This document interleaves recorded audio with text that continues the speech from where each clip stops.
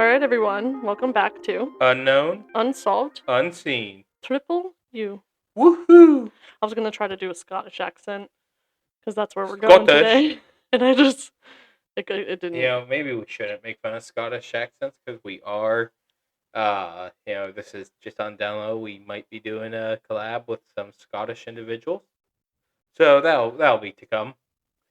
But yeah, what episode is this? 36? Couldn't tell you. Couldn't. What do you mean you couldn't tell me? I don't keep track anymore. I just keep going. I just know when it's my week.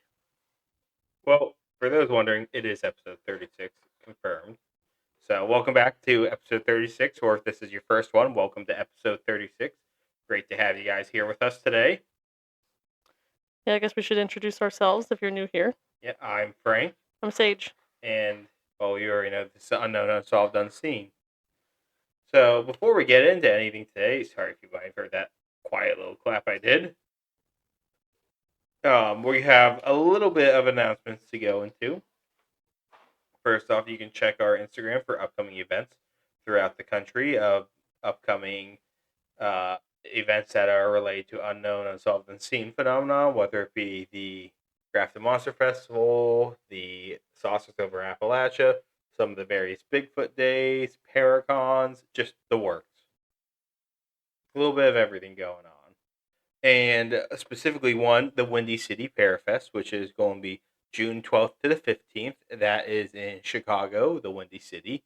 And they have live stream tickets available. And you get 10% off your live stream tickets if you use code UUU at checkout. This will be a wonderful event going on. You guys will be able to join throughout, see the speakers, other activities through the live stream. You get a saved recording of the live stream after. And it's really a worthwhile experience. Sage and I believe we will be doing the live stream tickets because we just can't make it out for personal family reasons. But the link will be in the show notes, and that will be below our sources, which will also be in the show notes for today's episode. So if you're interested, go check there or the link tree on our Instagram as well. You can find information for the Windy City Parafest. Use code UUU for 10% off live stream tickets. Portion goes to Greater Than Hate. So good stuff. Yes, very good. All right, so I think the first thing that we're going to do is just a short Pennhurst recap that we promised you guys in last week's episode. If you don't want to listen to that, that's totally fine. You can skip ahead, I don't know, maybe 8 to 10 minutes. And yeah, we should probably put it in the show notes so you can check there too if you want to see where you need to skip ahead to. Yeah, see the actual time. And you'll get to our episode on the Flannan Isle Lighthouse. Ooh, that's going to be a good one today, I bet. Yeah, so how do you want to break down how Pennhurst went? Well, first off, let's just start. Ticket price. $120 for a VIP. If you spent that, sucks to be you because they had a bunch of good deals going on where we were able to get, what was it, two for the same price. Yeah, 2 for 120. So 60 each, which is a steal, I gotta say. Yeah, because we bought ours in November. Yeah. So. And then on top of it, here's the less than ideal. The running of it was not necessarily ideal, I gotta say. How would you describe it, Sage? Yeah, I mean, I would say that if you bought your tickets for $120 for the VIP, that's not the only thing that you got gypped on with the VIP. With the VIPs, you got an exclusive lounge, special lanyards, and access to multiple buildings that other people wouldn't get, and early access into the place. Well, the 5 of us did get VIP tickets. Early access was at 10. Sage and I made it there, 9:20, 9:30-ish? We got there at 9:40, but we didn't even get into the parking lot until after 10. Yeah. It was 10:05. We got in there maybe 10:15. Yeah. A lot of walking, not many directions. Our friend Billy, who you might guys have heard before from the Dolce Base episode, he made it in maybe 10 minutes after us. Yeah, not long after us. Yeah. And he parked maybe 10 minutes after us, but somehow ended up right next to where we parked. Yeah, Don't know how. across from us. And then there were our friends Kyle and Amanda, who you guys have not met yet. We're hoping to have them on some point, but they got there at 10. They didn't get in till about noon. Yeah, like they sat like VIP tickets were from 10 to 11:30 that we had extra time with the vendors and stuff, and to have the meet and greets to have shorter lines with like the ghost hunters and everything that was there. Our friends didn't get get even to the parking lot until like 11:45. And by the time they got to the ticket line, they were like, "Oh, there's no VIP line anymore. You're going to have to wait with general admission." And there were no VIP lanyards for them or us. Yeah, we were the first ones in there pretty much, and we still didn't even get the lanyards. Billy got a lanyard out of all 5 of us. I did hear that there was an issue with the shipping for those, though, so I'm assuming that had something to do with it. There was also, I overheard one of the guys say, they oversold on VIP tickets. Because when we went in the Josh Gates line, I would have loved to do that one. Filled, that was probably about an hour long wait if you want to go there. Yeah, that was Frank's favorite part. He really was looking forward to that. And it was just not worth waiting in the line. It was so hot. They had to apparently make, I think it was 1,000 VIP tickets by hand the night before because they oversold by the sounds of it. Yeah, so it was pretty disappointing, like especially for our friends, because not only did they miss, they got there at 10, so they pretty much got there on time, but they sat in the same spot for like an hour and a half. Like the parking was terrible. Yeah, directions were not ideal. And once you get in there, the beer garden we got was kind of crap. We were supposed to have a VIP beer garden. We didn't. We just had the same beer garden as everybody else. That was a VIP one. It did have a sign that said VIP only. Nobody's checking. Oh. I didn't know that. Yeah. There was a lounge inside. That was kind of nice. Although there was very little seating in it, which was kind of annoying. There was a point where I wasn't feeling good, so I did get to go in and sit down for a little bit, though, so that was nice that I had the opportunity to do that. Well, Billy and Kyle and I champed it out and waited for about an hour in a line to get food. Hour and a half it was. Because, guys, get this, for a event with a couple thousand people there, how many food lines should you have? I'll let you take a moment to think about it. You should only have one stand for food, apparently. Yeah, there was, 4 lines, but only one stand? Yep, and here's the funny thing. They only had one thing for credit card reading, so when you actually go out there to pay, all 4 lines are sharing the same credit card payment. Oh my god, I didn't know that. Yeah, I'm like, I paid, and then like Billy had finished his order before mine, and then I was next, so they were paying for somebody 2 down, and then they paid for Billy, and then they paid for me, and then the next person, he was also there at the same time, and I'm like, this is, I mean, I'll say this, from what I believe we heard, a lot of the staff there was volunteers, or staff from the asylum, and here's the issue. There were some big names there. Yeah, I'll be honest, it seemed like a cash grab for some of them out there. Yeah, I would say so. I'm just like, they could have invested some more of that money into that, but it did not seem like they did. Yeah. Yeah, I would definitely think that the buildings that we could go into, though, as VIPs, I would say that was definitely really cool. Oh, yeah, I like those. The tunnel was crazy. Oh, the tunnel was so neat. There's one building that had like 4 different floors you can check out. We checked out the basement, the first floor, and there was a second and third that were huge, but it was just so hot, and like we were so tired. Oh, we got burned. Yeah, we were so tired, too. Like, even though it was just like so hot, and then they only had the food stand for drinks, the VIP beer, and then one other stand that had alcohol and water. Yep. Like, and the water line was long. And every time I went up there, I was like, "Do you have any Gatorade?" And they're like, "No, we're all out." And I'm like, "I see multiple packs of Gatorade on the floor behind you. Like, why can't I have one of them?" I'm gonna assume that they were for volunteers or something, and that's why we couldn't have them. But like, it was within the first hour that they were completely out of the Gatorade. It was before the general admission even came in. Now, I don't know about RIP. That was the one that started Friday night. I'm hoping they had a better experience than we did. Well, they got like the celebrity ghost hunt and everything. Yeah. I'm wondering how many people got to go on that, because there are a lot of RIP tickets out there I saw. Yeah, I was going to say, I did see a good bunch of people. I don't think they really limited how much people could do. Mm-mm. Now, the vendors, though, there were phenomenal. I thought that was a outstanding lineup they had there. Really great to talk to Oh people, yeah. trade some business cards, get some cool merch. I like the I like the vendor part of it and the buildings. The meet and greet with the famous people, I'll be honest, it was kind of You had like to pay for everything. Like, if you wanted a selfie with them, you had to pay like 25. $25. It's like I already bought my ticket, waited in line. Like I'm in a VIP ticket line. And there's a guy who I'm not going to say who it is. He has a book. You can get it at bookstores like Barnes and Noble across the country for $30. He was selling it there for $40, and if you wanted him to autograph it, you had to pay an extra 20, making it 60.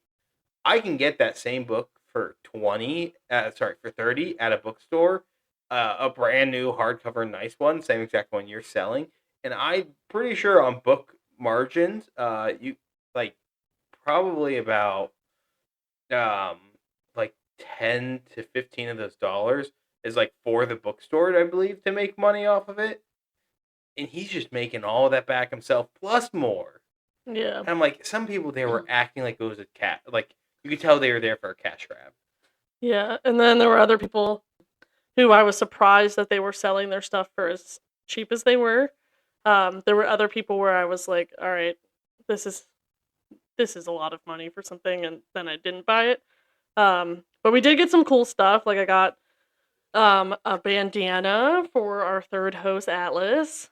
Uh, He's eeping right now. yes, he's EP right now. And it's Harry Potter themed, which was really cool. Got a gift for my mom, so I'm not gonna say what it is because she listens. Hi, mom. Um, Hi, Saga's mom. yes. We. What else did I get? I got a shirt that says it. What does it say? It seems It's like a fork and a light switch type of day, or no, yeah, light socket, I think. yeah, light socket type of day. And the fork going into a, I guess, light socket is what some people call it, an outlet. Yeah. Which is funny to me because that I can't wear that to work, but I did wear it yesterday and it was very comfortable. I got a spoon rest that's that has a raccoon who's dressed up as a chef and it says ready to stir shit up, and I think that's really fucking funny. And then overall just had a great time just walking around and seeing all the really cool stuff that people had just between any of the paranormal stuff, a lot of ghost stuff, a lot of different paranormal investigating companies were there, like Groups, groups. companies, and other haunted locations. There's the White Hill Mansion, which actually I think I'll probably do an episode on coming up. And I did talk with them, like them and some other people. There might be some guests on the podcast coming up. But Yeah. there's an interesting variety of people. There's a guy out there who's telling about the relationship between earthquakes and aliens. And I'm like, you believe whatever you want. That's not my cup of tea. Yeah, definitely not. I think aliens and acorn shaped crafts have a correlation, not aliens and earthquakes. Yeah. What was your favorite vendor? Oh, I have to say it's the fossil guy. So there's this fossil guy there. There's some ethic problems with him, in my opinion. But so paleontology fan coming out. He had real fossils there and casts. Selling fossil casts is, I think, a phenomenal thing. Allows fossil very detailed fossil thing replicas to be out there in circulation. A lot of what you see in museums are casts because bones are, the fossils themselves are delicate, they're rare, and some of them you don't see often. He does sell some fossils that he finds, and some that I would consider rare, which I don't necessarily agree with, because selling of rare fossils, like things that scientists would love to look at, is always an interesting thing. Like he had parts of a Pachycephalosaurus skull, and for those that don't know, that's the dinosaur that stands on two legs and had a dome head used for headbutting.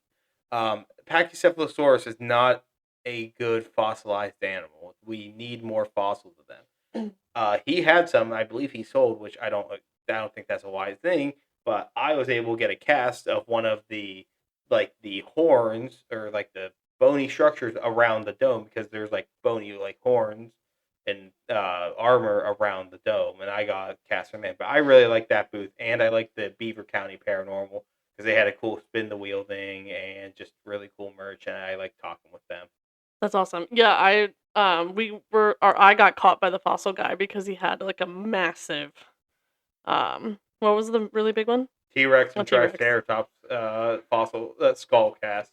Those are Yeah. definitely cast. There's no way guy privately like that has a Triceratops skull or a And T-Rex he was skull. like what, from Montana, just recently moved here or something like Yeah, that. something like that. Um and then they had the SPCA there, the brand new one SPCA Oh, I there. forgot about. I So we should did get mention. to see a bunch of puppies and older dogs, so highly recommend going and checking out your local SPCA and getting a dog if you can. Obviously, that's if you don't need to shop for allergy purposes or something like that. Um, Trying to think who's the girls with Oh, graveyard shift. the graveyard shift girl. Oh my gosh, I loved these girls. They were, first of all, they were so sweet. I'm like standing talking to her friends, and Frank's like, "Hey Sage, do you want a pin?" And I'm like, "Yeah," like without even like seeing what it is. And I came over and I like saw the pin. I was like, "Oh my god, that's so cute!" And then they they were like, "Oh, here, take a sticker too." And I was like, "Oh my god, I love these." And then someone pointed out to me that both the ghosts' middle fingers are up. Yeah, I pointed out. I thought you saw it the first time because And that's I why I literally bought you the pin. I didn't even see it the first time. I just thought they were adorable as they were, and then they were even more adorable when I saw that they had both their hands with middle fingers up. And so I absolutely, that's their logo. So definitely go check them out. They were like super super sweet. So it was really cool to get to talk to a couple different people. I will say Frank's much more talkative than I am. He's way better at the socialization thing, getting our name out there. I'm very awkward. I don't like self promoting. So if you're listening to this and you met him at the festival, or like at Paracon, hello, my name is Sage. I was likely standing awkwardly a couple feet back, because I don't know how to talk to strangers, even though that's what I do for a living every single day. Overall, though, I mean, we had a good day. There were some ups and downs. Um, our We had a great time. We ended up going out to dinner with our friends. Our pup stayed with my in-laws, so Frank's parents, for the day at our house, and he did great. So that took a big stress off our shoulders. So thanks, other mom, for watching him for the day for us, and thanks Alice for being a good boy during that time. Um, and is there any other thoughts you want to add about Pennhurst, Frank? Well, the other thing I want to mention, we did not go to day two. We did not. Our tickets were good for day two, but between the sunburn, the minimal sleep we got, because also somebody might have puked up in the middle of the night and kept us up, and there might have been worms in it. It was the grossest thing I've ever seen in my life. Yeah, but He yeah, has roundworm. He's being treated. yeah, but Don't yeah, worry. between that, getting burned, and we were told that Sunday was expected to be worse. In terms of like how many people were there and traffic and all of that stuff, and we were like, if it was bad on Saturday, there's no way we're putting up with that on Sunday. Yeah, we decided not to go. And we had what, like an hour and a half, 2 hour drive already on top of that. Yeah, and also the other thing is we didn't talk about speakers because you were the only one who listened to any speakers because it was just because of getting food, eating, and just getting around. It was just inconvenient to go to speaking events. Yeah, so I did get to see a little bit of the panel with the Ghost Hunters crew, which was neat. We did get to meet some of them in like the meet and greet.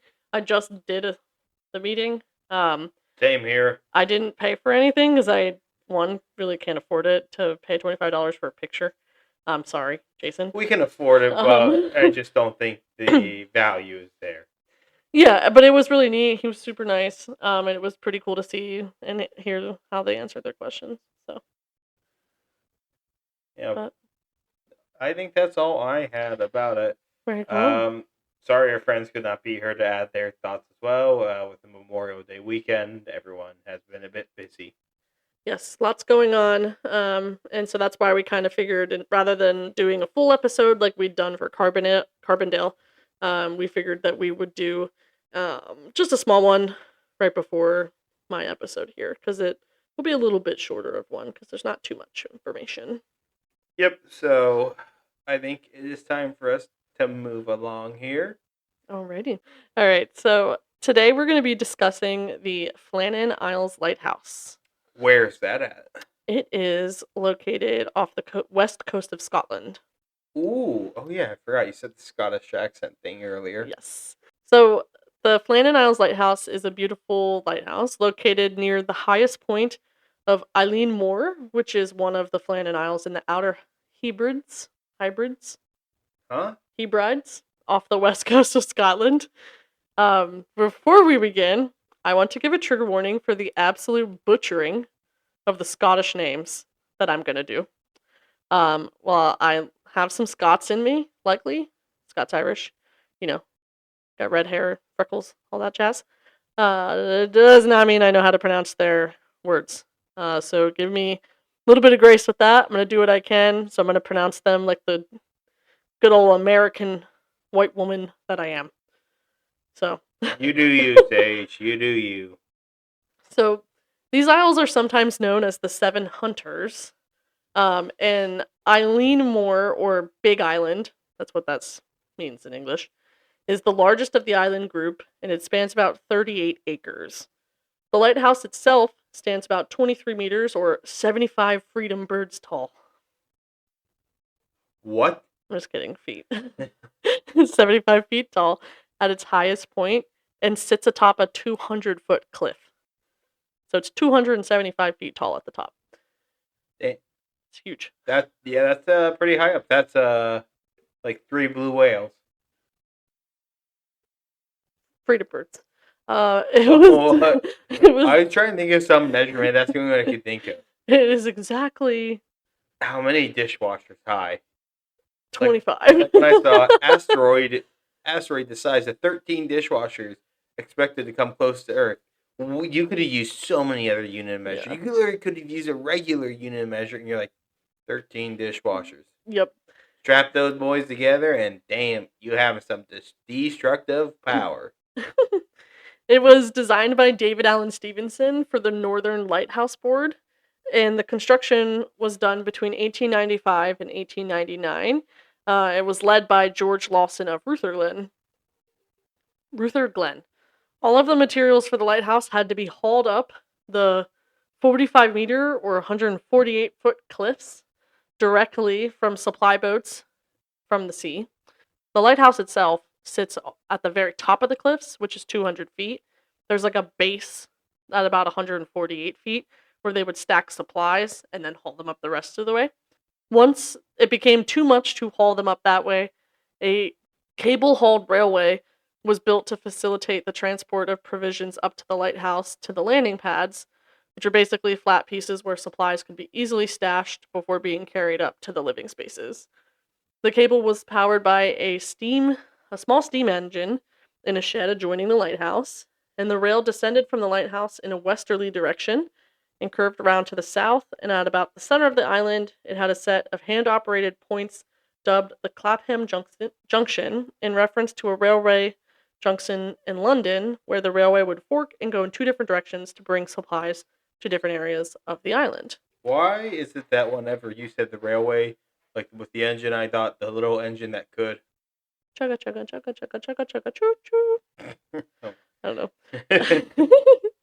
The lighthouse was first lit on December 7th of 1899, and it consumed about 20 barrels of paraffin a year, which allowed it to have a range of 200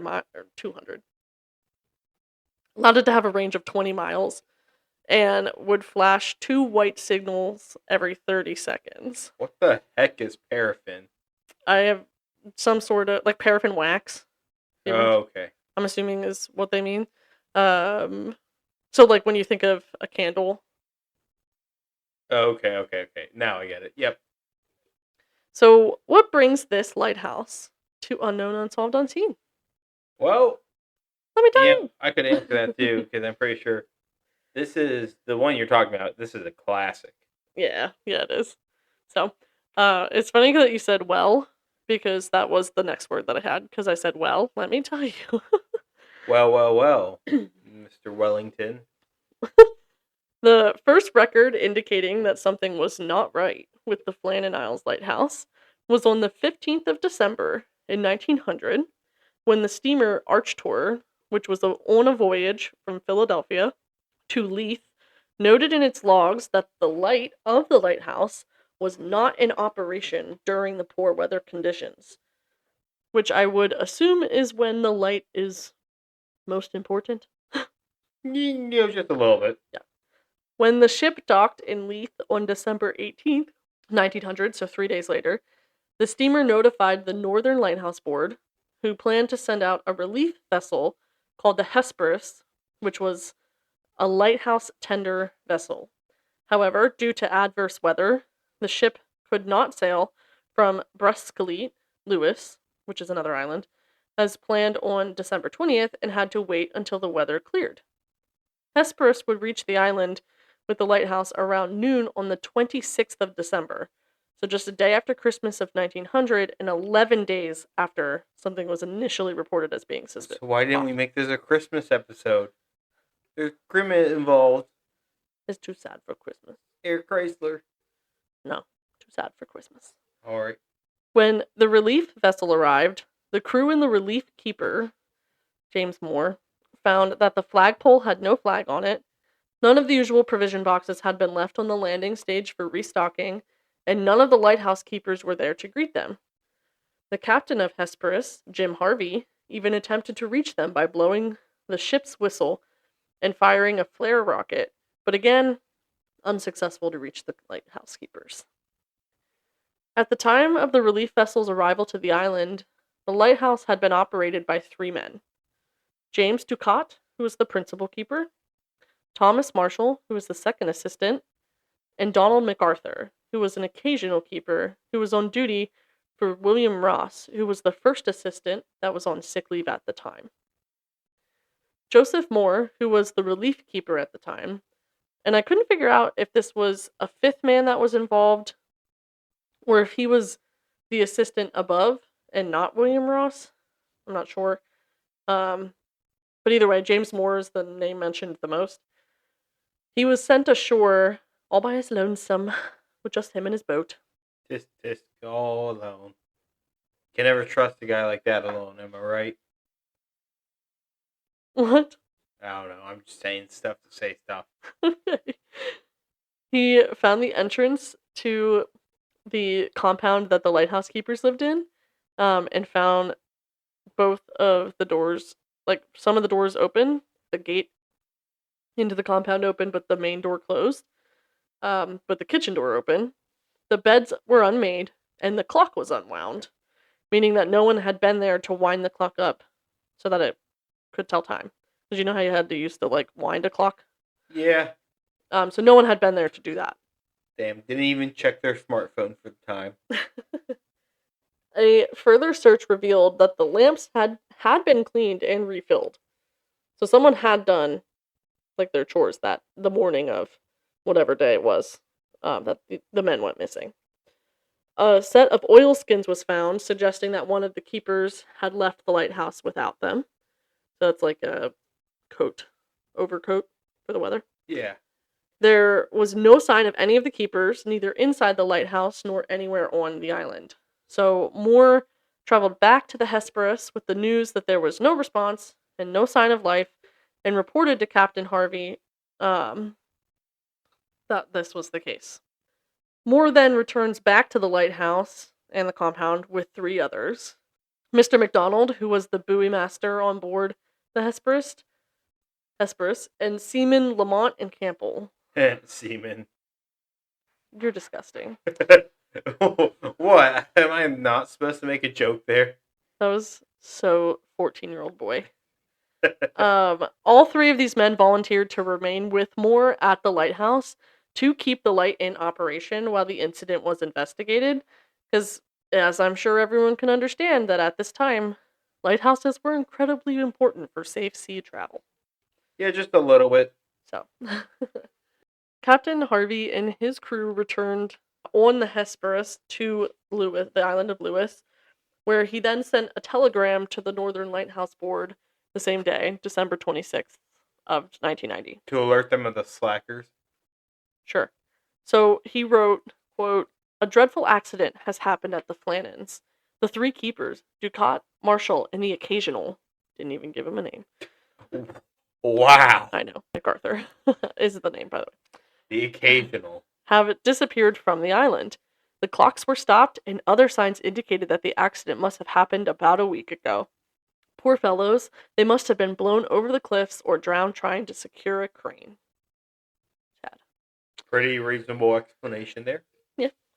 On Eileen Moore, the 4 men, so that is the buoy master, the 2 seamen, and James Moore, searched every corner of the island for clues as to the fate of the 3 keepers. They found that everything was intact at the east landing, but the west landing provided considerable evidence of damage caused by the recent storms. A box at 108 feet above sea level had been broken, and its contents were strewn about. Iron railings were bent over, the iron railway by the path was wrenched out of its concrete base, and a rock weighing more than a ton had been displaced. Damn, that's a crazy storm to do that much damage. Yeah. On top of the cliff, at more than 200 feet above sea level, turf had been ripped away as far as 33 feet from the cliff's edge. That's huge. So you had to have a substantially powerful storm to make this happen. Yeah, and so that comes into play later, because obviously that's an important part of this story. So, the investigation then. A few days later, on December 29th of 1900, after receiving Captain Harvey's telegram, Robert Muirhead, a Northern Lighthouse board superintendent, arrived on the island to conduct an official investigation into the disappearances of the 3 men. Sadly, Muirhead had been the one to originally recruit all 3 of the missing men, and he knew them all personally, so this was likely pretty difficult for him, which sucks. He examined the clothing left behind in the lighthouse and found that it was likely that Ducat and Marshall had gone down to the western landing stage and that MacArthur had remained behind in the lighthouse to keep it operational at the time. However, during the heavy rain, it appeared that MacArthur likely left the lighthouse in just his inside clothes because his coat remained inside. Moore, so James Moore, who's the relief I talked about earlier, who was familiar with the clothes the men would have worn, because he'd been there a lot, wrote to the NLB, which is short for the Northern Lighthouse Board, quote, "Now there is nothing to give us an indication that it was there the poor men lost their lives, only that Mr. Marshall has his sea boots on and oilskins. Also, Mr. Ducat has his sea boots on. He had no oilskin, only an old waterproof coat, and that is away. Donald MacArthur has his wearing coat left behind him, which shows, as far as I know, that he went out in shirt sleeves. He never used any other coat on previous occasions, only the one that I'm referring to." So there's the sign there that MacArthur never used any other coats, and so if his coat was left behind, it's likely he didn't have a coat when he left. That comes into play. Muirhead shared that whoever left the lighthouse last, which he also believed to be MacArthur based on Moore's testimony of the jacket, actually left through a breach of the NLB rules. Which I just thought was an interesting thing to point out, because I'm like, these 3 men are missing, presumed dead, and you're over here stating that whichever one of them left last broke the rules. Well, I think that's important to realize. It is important to realize, but I think, I don't know, I feel like there's more important things going on Well, at the the time. rules broken are probably for safety precautions. So you gotta list out what rules are broken and what the cause and effect is for what the cause is, the rule is broken, the effect is you're gone. I guess that's fair.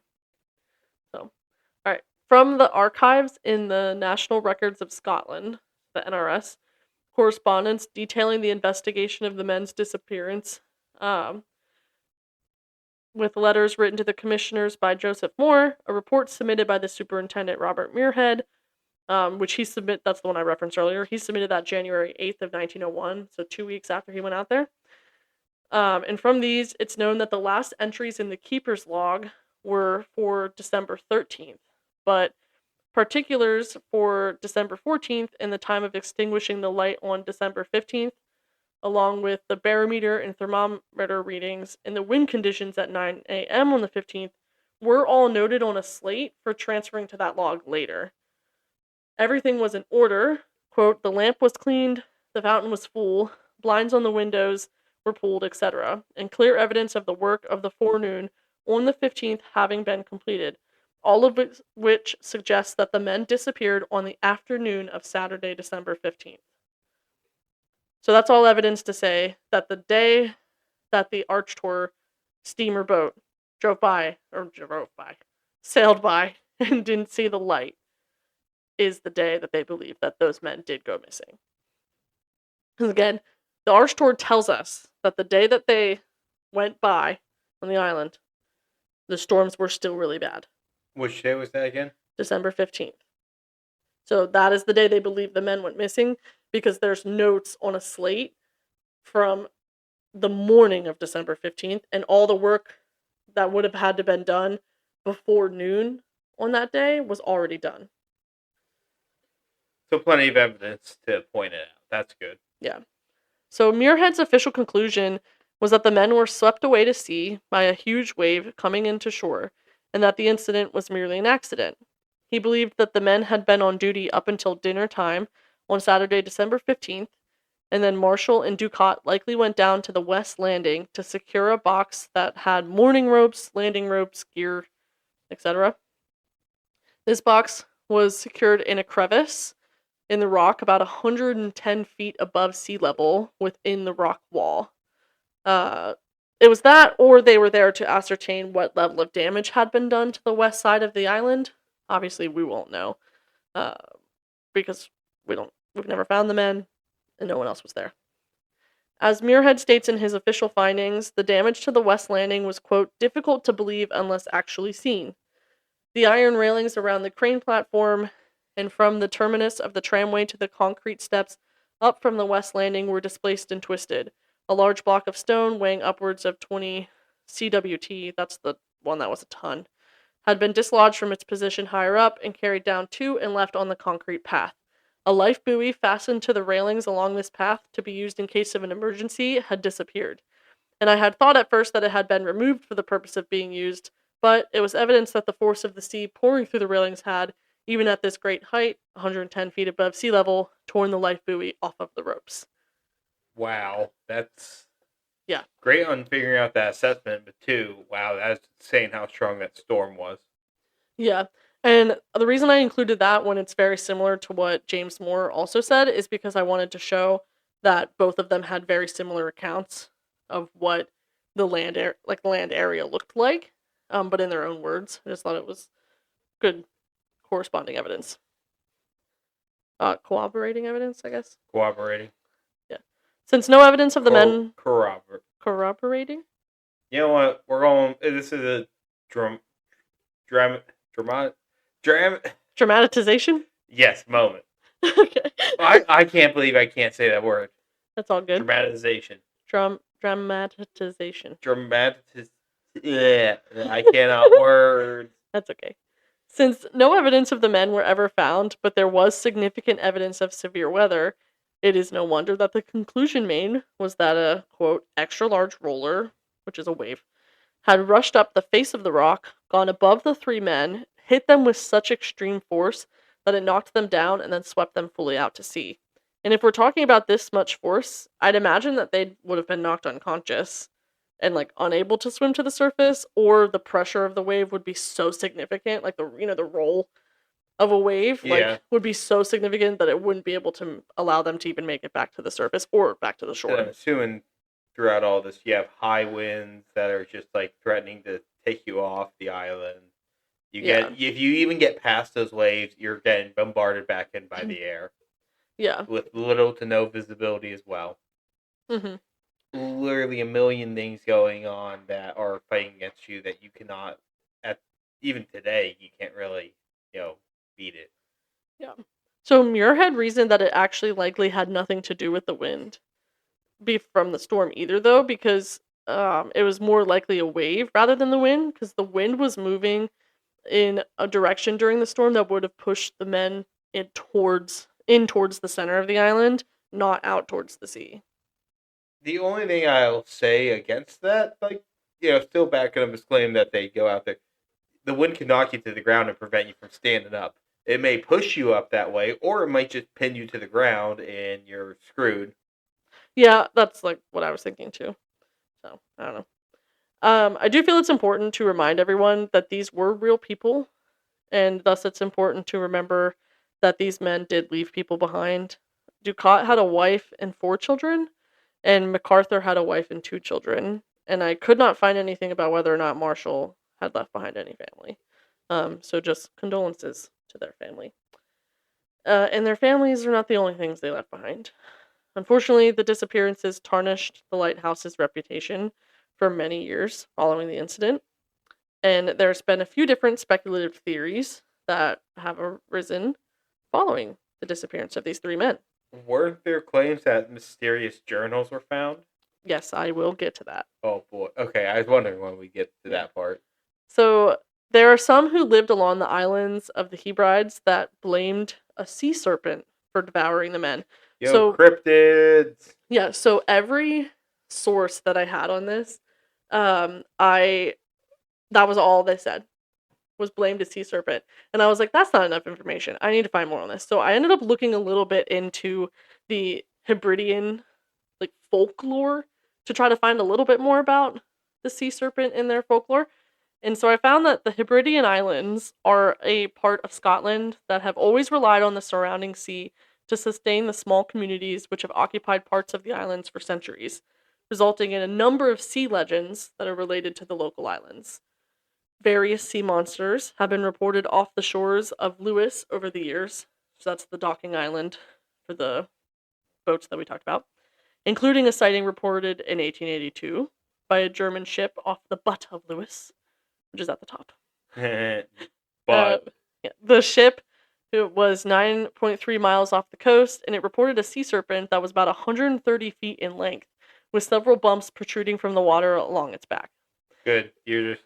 I was going to ask, are we talking bumps, humps, Yeah. seal, so aquatic saurian? I don't know. There's the various types of sea things to talk about for sea serpents. I am a big cryptozoology nerd, so you know, I can go on and on about these. Yeah. They also have reported other sea serpents at the southern side of the island, but I didn't get any information on what those would have looked like. There were a lot of other folklore, like water spirits, animals, cryptids, whatever you want to call them, in Hebridean folklore. So there's other things such as the Kelpies, which I can't remember what those are. Do you know what Kelpie is? Kelpie, isn't that like the water horse? Yes, yes, yes. The Blue Man of the Minch. This is the one where I was like, I'm gonna really suck at pronouncing it. The Siona Sion I don't. Sionna. I don't know. It's Seonaidh. The American name for it is the Shawnee. There's the Mer people, which I hope everybody knows what that is. Atlas does not like the mer people. Yeah, so there's Mer people and our beloved Loch Ness monster, Nessie.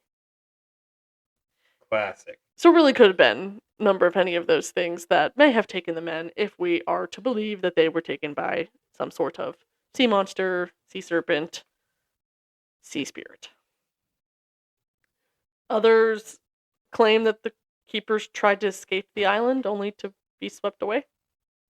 I find that so absurd. Yeah, I don't know why they would want to. These people, like, everything that I read was that most of these men, either their families had been working in lighthouses for generations, or, like, the one, for instance, I think it was Ducat, his wife's family was in lighthouses for generations, and then he got into it.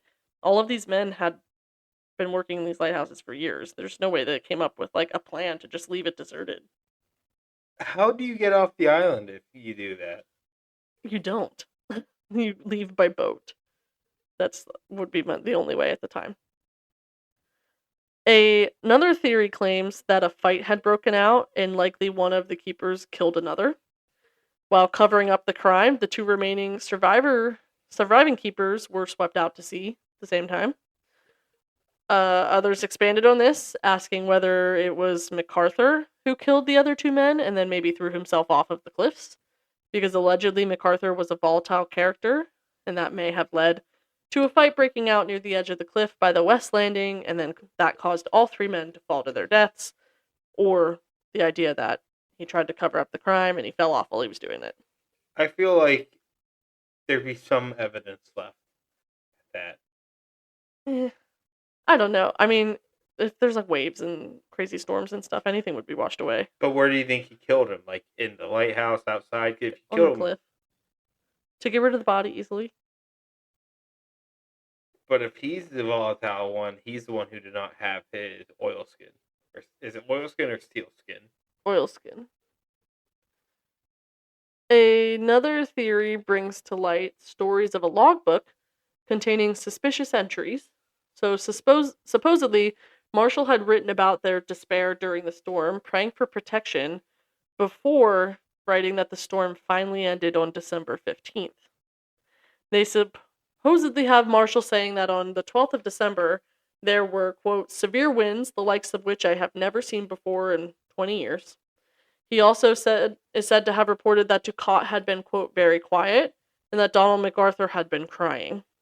MacArthur was a veteran mariner with a reputation for brawling, and thus it would be strange for him to be crying in response to a storm. Log entries on the 13th of December were said to have stated that the storm was still raging, and that all three men had been praying at this point. This was also puzzling, as all three men were experienced lighthouse keepers who knew they were in a secure structure 150 feet above sea level, and should have known that they were safe inside. I mean, relatively safe inside, but True. they still disappeared. I guess people say that there had been no reported storms in the area on the 12th, 13th, and 14th of December, and that the final log entry is said to have been made on the 15th of December, stating, quote, the storm ended, sea is calm, God is over all. So if the storm had ended before the men disappeared, then the storm could not have been the culprit for their disappearances. So the answer is that it couldn't be, and therefore it was likely foul play or something else. However, there's no evidence that these logbooks exist. It's never been found, and in fact, an investigation by Mike Dash for the 14 times revealed that the logbooks were fictional and were just later additions to the story to dramatize. Oh my god, now you've got me messing it up. Dramatize it. Dramatize. Dramatize. Oh, you can say that, but you can't say the other one. Dramatize it. Yeah, you know what? Dramatize. Dramatization. There you go. Good job. Ooh, I'm saying words. Yes. So again, as I mentioned earlier, official reports at the time show that the final entry in the lighthouse log was made on December 13th, with small notes about the weather being made on the morning of December 15th on a slate pad that were supposed to be transferred into the log later. And again, the ship, the steamer, the Archtor, was passing through and by the Flannan Isle Lighthouse on December 15th in severe weather and noted that the light wasn't on. And so they're confirming that there was still a storm raging on December 15th. So whether or not there was a storm on the 12th, 13th, or 14th means nothing. The 15th is what matters. There's still storm, but book says no storm.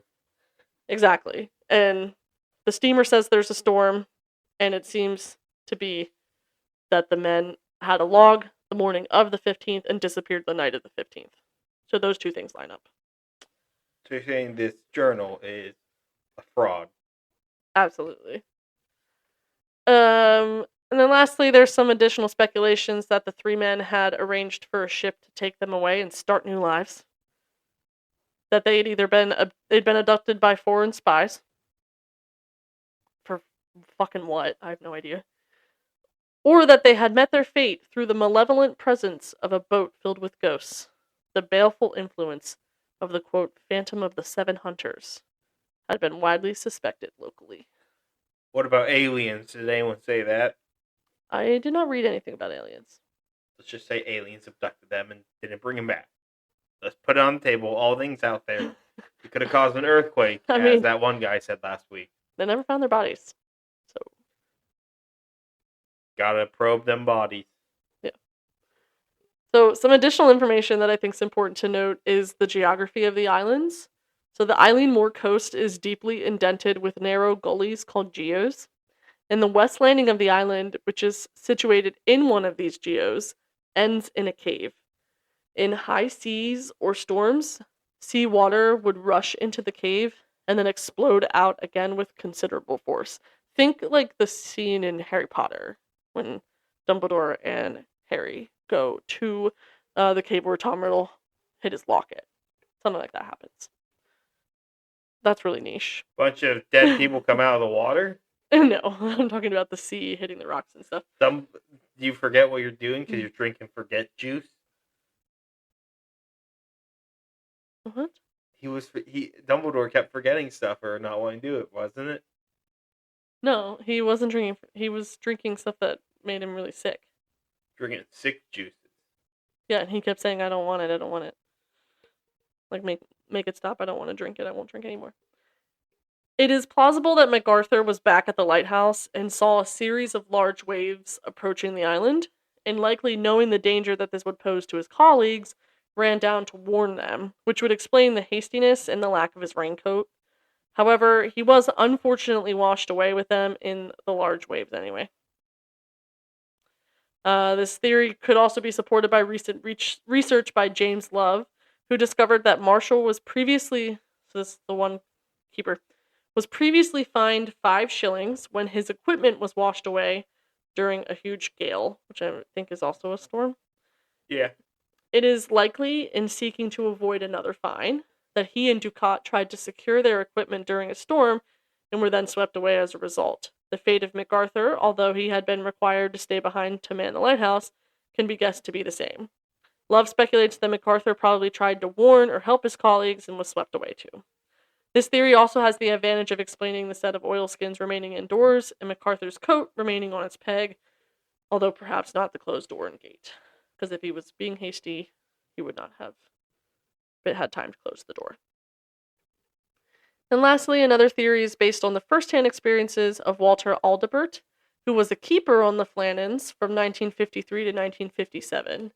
He believed that one man may have been washed into the sea, but then his companions who were trying to rescue him were then washed away by more rogue waves after having experienced those rogue waves himself while he was living there. So, you want to give me some of your thoughts before I get into just a couple fun facts about the place? So you want my thoughts now? Yeah. I think the theory is what's real. I think that's what it is. So much points to it. I appreciate that you brought up the journal because so many people talk about it, but do not bring up the fact that it is very highly likely a fraud. It literally, research shows that it's totally fiction. But a lot of people will ignore that. So I appreciate that you brought that up because I've listened to stuff on this. I've read on it before. I think it's cut and dry what it is, but nonetheless, people like us still make episodes on it because some people want to believe otherwise or don't understand it. I think it's it's an interesting story too, and it also gets the story out there of people who lost their lives. Yeah, a lighthouse with no keepers. That's just the premise for a creepy story. It is also the premise for a movie. Came out in 2018. What's the movie called? The Vanishing. Ooh, was it actually based off of this? Yep. Nice. But is it paranormal instead, or? I don't know. I didn't look much into it, if I'm being honest. Is that your thoughts? Yeah, that's my thoughts. Okay. So a couple additional fun facts. In 1925, the Flannan Isle Lighthouse became one of the first Scottish lighthouses to receive communications from the shore by wireless telegraphy. Crazy. In the 1960s, the island's transport system was modernized and the railway was removed. The concrete beds of the railway were left behind, and that allowed for a Gnat, a 3-wheeled, rubber-tired cross-country vehicle powered by a 24 cubic inch 4-stroke engine built by the Amers McLean of the Gaelshiels. This had a somewhat shorter working life than the railway, because it became redundant when the helipad was constructed and helicopters could fly in. On September 28th of 1971, the lighthouse became automated. The lights produced by burning acetylene gas and had a range of 17 nautical miles, so it's about 20 land miles. A reinforced concrete helipad was constructed at the same time to enable maintenance to the lighthouse in heavy weather and provide a safe place for landing.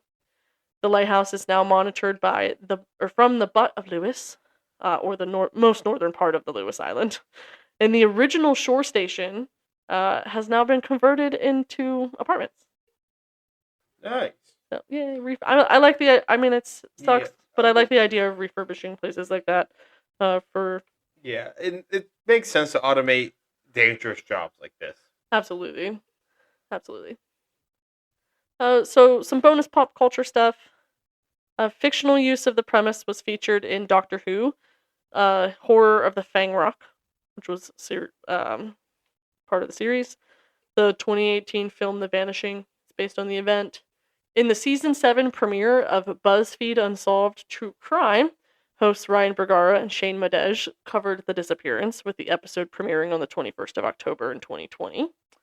The indie horror video game Darkfall 2 Lights Out was partially inspired by this occurrence and references both the Doctor Who episode and the W.W. Gibson poem that I'm going to read a little bit to you in a second.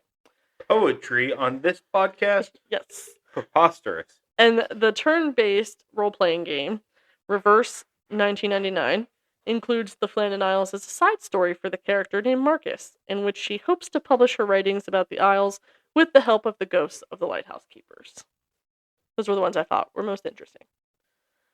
In 1912, the ballad, quote, called Flannan Isle by W.W. Gibson or Wilfred Wilson Gibson, commemorated and elaborated on the unfortunate incident where the lives of the 3 men were lost.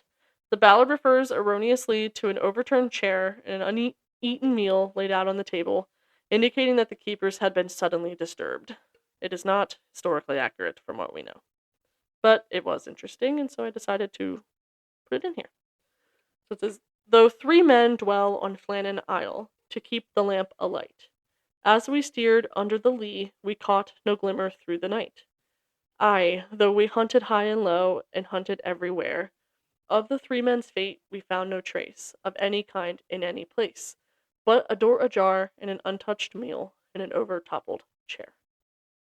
Part of that, I don't know why I just thought 1 fish, 2 fish, red fish, blue fish at some point. I can't tell if I'm annoyed by that or I think it's hilarious. One of the lines in there just made me want to say 1 fish, 2 fish, red fish, blue fish. Well, I'm thinking like we're dealing with the sea, and then Dr. Seuss I is don't like know a why. rhymer. One of your lines that rhymed in there just made me want to say that. Well, great. But yeah, so that is what I have on the Flannan Isle Lighthouse. I know that was a little bit shorter of an episode, so I'm glad that we were able to do a little Pennhurst recap at the beginning. And I hope everyone, if you did listen to the Pennhurst recap, I hope you enjoyed that. If you didn't, totally cool, and I hope you enjoyed the rest of the episode. And yeah, so that's what I got for that. So is that all you have for today? That is all I have for today. Well, time to wrap this up then on my part. So if you guys are liking what you're listening to, you guys can go check out our socials. Our Instagram is at Unknown Unsolved Unseen Podcast, and our Blue Sky is Triple U Pod. We have both those out live. I need to be more in the Blue Sky, but the Instagram is pretty active. If you are wherever you're listening on, if you're really liking it, share it with your friends, family, random person you pass on the street. Give us a like, follow, subscribe, rate, review, whatever it is on your podcast. We appreciate every little bit of it. It all helps us out greatly. We really appreciate your guys' support and coming back to us. And then if you guys are interested in the Windy City Parafest getting live stream tickets, you can use code UUU in the description link below on getting those live stream tickets and getting 10% off. Once again, that's code UUU. And with that being said, I think that's all we have for today, Sage. So, you ready for the sign off? Sure am. Take it away. And remember to look for the unknown The unsolved. and the unseen. Bye, guys. Watch out for the waves.